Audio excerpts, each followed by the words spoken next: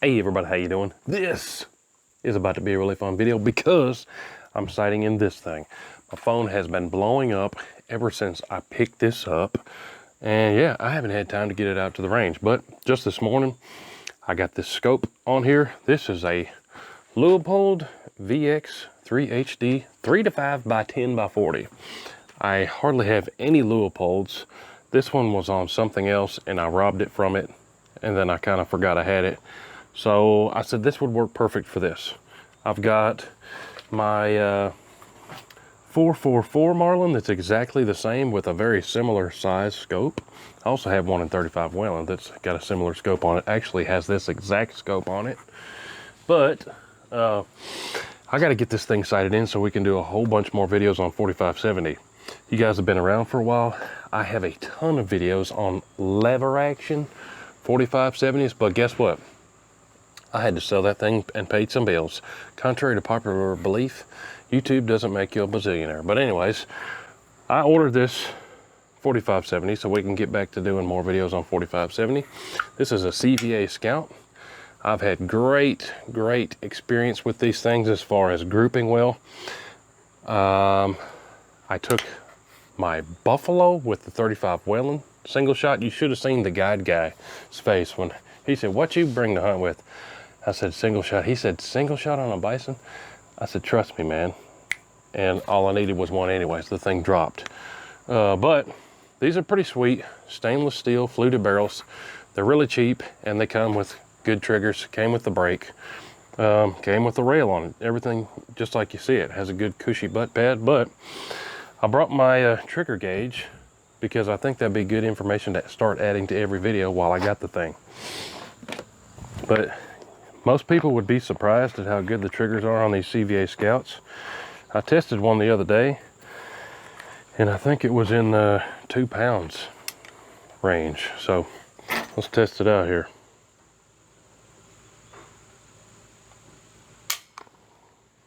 That said 3 pounds 3 ounces. I don't think that's right. Let's try that again.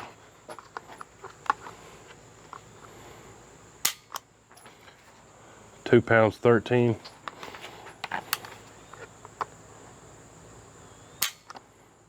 That says 3 pounds. I really don't feel like that's a 3 pound trigger though. Maybe that is close to 3 pounds.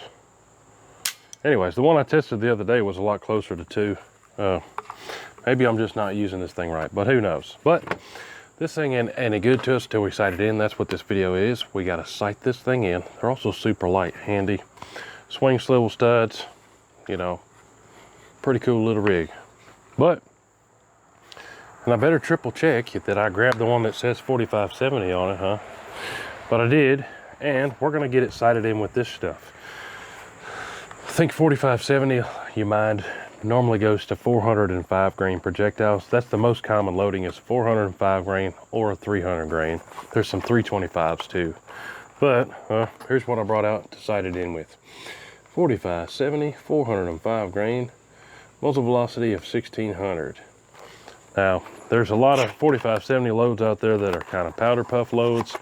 This one actually says full pressure load, not for use in all 4570s. I've actually got some of the lighter stuff at the house. Maybe we'll test that in another video, but here's what they look like. Big old hunk of lead, 4570. I've got a bunch of videos planned for this, so if you like 4570, make sure you're subscribed. We're gonna compare versus that 444. We're gonna do chronograph stuff. We're gonna do bow light testing of a whole bunch of different 4570 stuff, and more. Comment down below ideas you have for this, but let me get it up here, just like everything else. I'm gonna bore sight it there at 10 yards, gonna go back to 100, do a couple groups with this Remington stuff, and we'll be ready to go, and I'll have another sighted in 4570.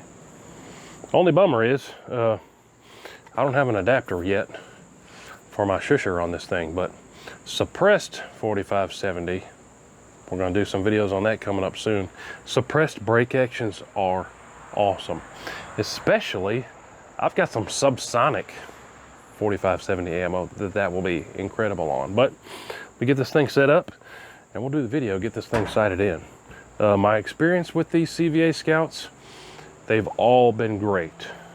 Like I said, I bought them all myself. Nobody's giving me this stuff. I got no reason to tell you anything otherwise than I love those and I've hunted with them. But yeah, that irks me sometimes. People say, oh, it must be nice, you know. I don't know. Today I'm just feeling down because I got so many of those messages. It's like, dude, if you only knew how much money I spend on all this stuff versus how much I make, it's kind of ridiculous. But let's hit it at 10 yards, see where she's at, then we'll go back to 100. All right, so I did a quick little look down the barrel to kind of adjust it with the scope, and it looks like it's pretty close to being on. We're fixing to know that for sure. There's my paper plate there at 10 yards. All I'm doing is making sure that the scope axis is aligned with the barrel axis, and if it's pretty close, it'll be on paper back at 100. But here we go. First one ever sent out of this thing. Gotta bring my rest up. Pretty clear scope. Like I said, I don't have many lure pulls.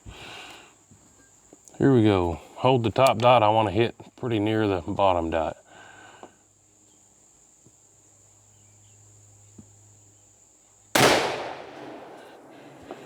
All right, right to left is almost perfect, but a little low. So we bring that up just a shade and we'll go back to 100.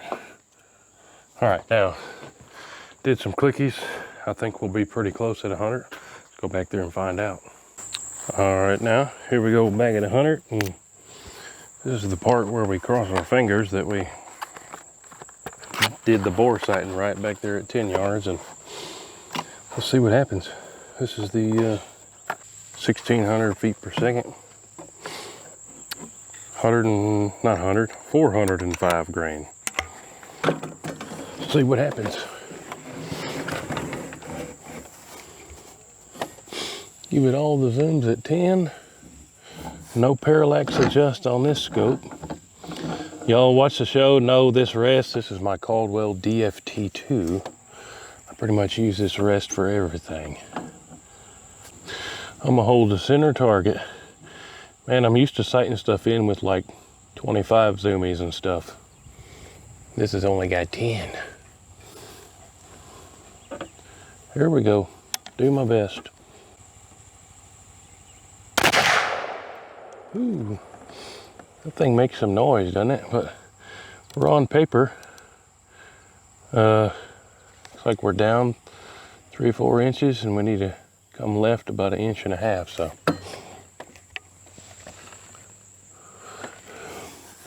let me make those adjustments here.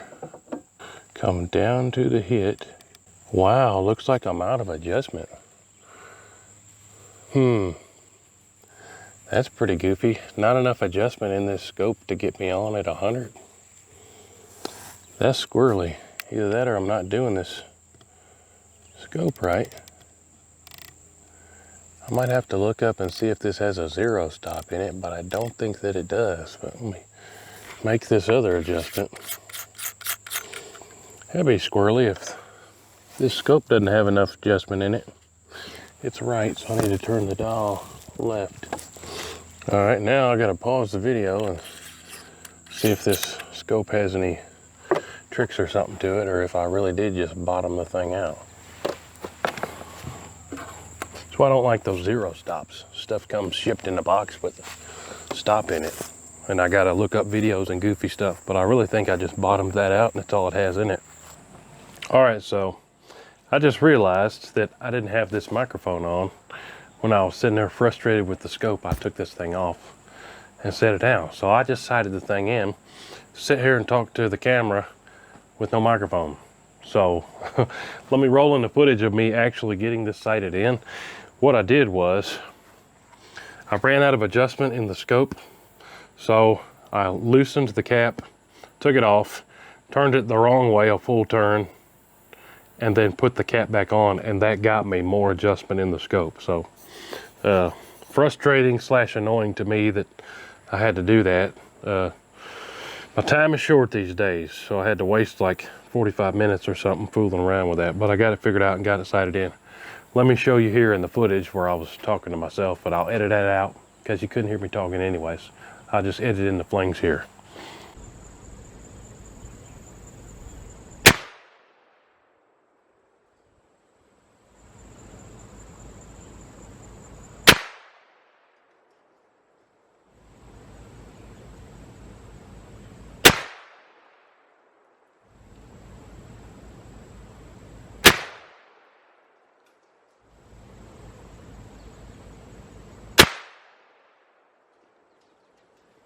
Things grouping good inside of an inch. Just measured it with the calipers. Check this out. So we danced around a bit. Was here, then here. Then we got a bullseye, and then I said, let's do a group of 3. Right here, just measured it with the calipers. 0.64 inch group, measuring from center to center of those hits. These are 1 inch squares, so not too shabby. First thing that I tried in this CVA Scout, those 405 grainers. Give you another up close look. 405 grain Remington Core-Lock 4570s.